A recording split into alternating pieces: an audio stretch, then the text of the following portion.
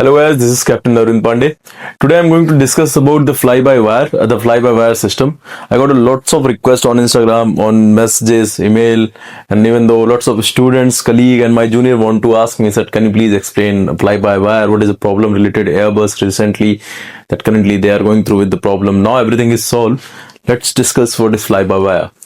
So fly by wire नाम से ऐसा लग रहा होगा कुछ ऐसा चीज है जो वायर से रिलेटेड है, वायर से कनेक्ट है. It's something different. Okay, so fly by wire क्या अलग है और एयरक्राफ्ट से? Like I am a pilot of Boeing 737. My aircraft don't have fly by wire system. I am not saying that Boeing don't have fly by wire system, but Boeing 737 currently don't have fly by wire system. So what is this fly by wire? The fly by wire change your input into a digital data, and it goes into the control surfaces and it moves accordingly with your reactions. Basically there is a device known as a transducer. ये device नाम याद रखना, ये throughout आपके aviation journey से मुलाकात होती रहेगी. Transducer is a device which change one form of energy into another form of energy. Once you give input to the side stick of the Airbus or like any aircraft which is controlled by fly by wire, it convert your like hand feedback into the digital electronic signal, and it goes into the computer, and this computer calculates that what you want, and now this computer send to the signal to the actuators, control surface actuators, and it moves, and even though you will get some feedback also from the control surfaces. So basically अभी Boeing 737 का एक बात करें तो हम जैसे ही move करते हैं तो ऐसे एयरक्राफ्ट पुल अपने तरफ खींचा, उसके कंट्रोल कॉलम्स को, उसके हाइड्रोलिक सिस्टम, उसके एक्चुएटर्स, वो फिर मूव करना शुरू करते हैं और फिर कंट्रोल सर्फेसेस मूव करते हैं, जो कि एक मैकेनिकल सिस्टम है जिससे हम पूरा चीज फील कर सकते हैं what's going on. But fly by wire बस में दो कंप्यूटर होते हैं. एक कंप्यूटर का नाम है इलैक 1 and second one is ELAC 2. What is the meaning of ELAC? Elevators and aileron computer. Elevators and aileron computers. ELAC 1 and ELAC 2. अभी आप लोग ने सुना होगा कि बहुत से बस एयरक्राफ्ट ग्राउंड किए गए, कुछ सॉफ्टवेयर इशू था, क्या था, कैसे था, इसके बारे में हम डिस्कस करते हैं. बट ये जो सॉफ्टवेयर इशू था ना, वो इन्हीं चीजों में था. वो बेसिकली इलैक 2 कंप्यूटर में था. ओके, ये इलैक 2 कंप्यूटर जनरली होता क्या है, इलैक 1 आपका एलेरॉन कंट्रोल करता है और इलैक 2 आपका एलिवेटर कंट्रोल करता है. और इनमें से अगर कोई एक भी खराब हो जाता है तो इलैक 1 या 2 उसको कंट्रोल किया जा सकता है. जो प्रॉब्लम था वो इलैक 1 सॉफ्टवेयर में था. सॉफ्टवेयर का नाम L104 था, जो कि रिसेंटली इसमें इशू हुआ कि ऑटोमेटिकली अपने हिसाब से ये पिच जो एलिवेटर से बेसिकली इलैक 2 जो है पिच को कंट्रोल करता है, एलिवेटर को, ऑटोमेटिकली पिच प्रॉब्लम हो रहा था. ये प्रॉब्लम शुरू किस एयरलाइन में हुआ? जेट ब्लू में इज द एयरक्राफ्ट. जो एयरक्राफ्ट 35,000 फीट पे फ्लाई कर रहा था, सडन इसका पिच डाउन हो गया. ठीक है, काफी मेजर हाइट, मतलब काफी मेजर इंसिडेंट था ये, और किसी की कोई डेथ वगैरह जान नहीं गई, बट या कुछ ऐसा था जो प्रॉब्लमेटिक था.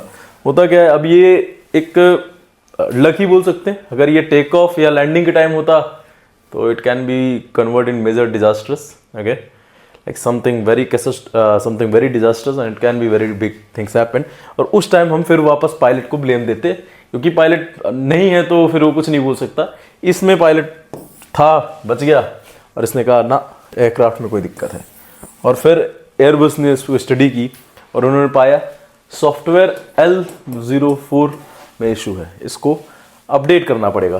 तो इन्होंने सारे एयरक्राफ्ट जो एयरबस वर्ल्ड वाइड था, यासा ने इसको देखा और इसको ग्राउंड कराया और सारे एयरक्राफ्ट पे काम करने लगे. इस पे हमने सॉफ्टवेयर, जो पुराने एयरक्राफ्ट में उसमें हार्डवेयर इशू सॉल्व हुआ, और जो नए एयरक्राफ्ट है वो सॉफ्टवेयर से सॉल्व हो गए. वापस हम L103 पे वापस आ गए और अभी हम उस पर काम कर रहे हैं. सो एयर इंडिया और सारे एयरलाइनर्स ने बहुत अच्छे से सॉफ्टवेयर सेफ्टी को ध्यान रखते हुए उन्होंने बहुत जल्दी और बहुत फास्ट अपडेट किया, जो कि एयरक्राफ्ट के मैनेजमेंट में कोई इशू नहीं आया. बट ये फ्लाई बाय वायर इंट्रोड्यूस कब हुआ? पहली बार जो फ्लाई बाय वायर इंट्रोड्यूस हुआ था वो 1930 में हुआ था। एक एयरक्राफ्ट था, पहली बार उसमें इंट्रोड्यूस हुआ। अब कॉमर्शियली बात करें तो पहली बार कॉमर्शियली यूज हुआ boss of the commercial aircraft Concorde में। कॉनकॉर्ड में पहली बार इसको fly by wire with the mechanical and feedback things also, वहां फ्लाई बाय वायर कॉनकॉर्ड में इंट्रोड्यूस हुआ। फिर 1987 में एयरबस ने देखा कि यार ये सही सिस्टम है, इसको इंट्रोड्यूस कराया जाए, इसको लाया जाए। तो 1987 में एयरबस लेके आया और 7 साल बाद fly by wire system Boeing में आया, बोइंग 777 1994 में।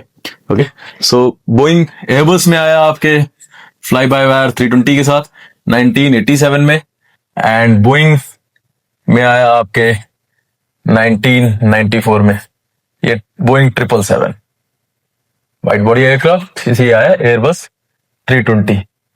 विच वन इज बेस्ट? मतलब पर्सनली मुझे तो I am a pilot of Boeing 737, so I really love Boeing 737।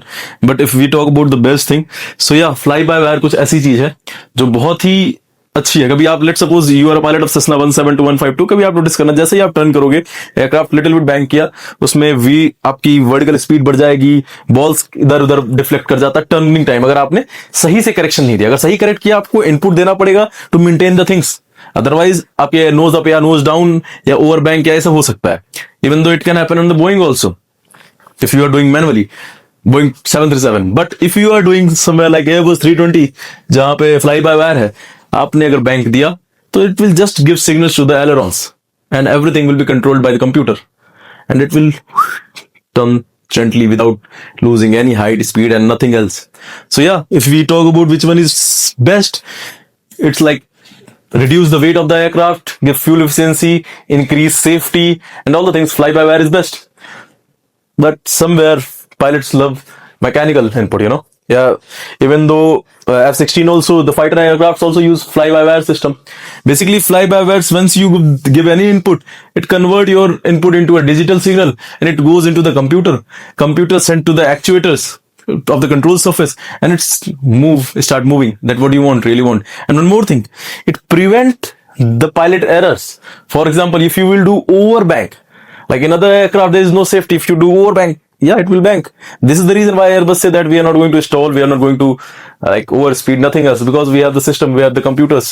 You cannot do this. Once you will do overbank, it will ignore your inputs. Okay, so this is the reason why I'm saying that fly-by-wire is safe.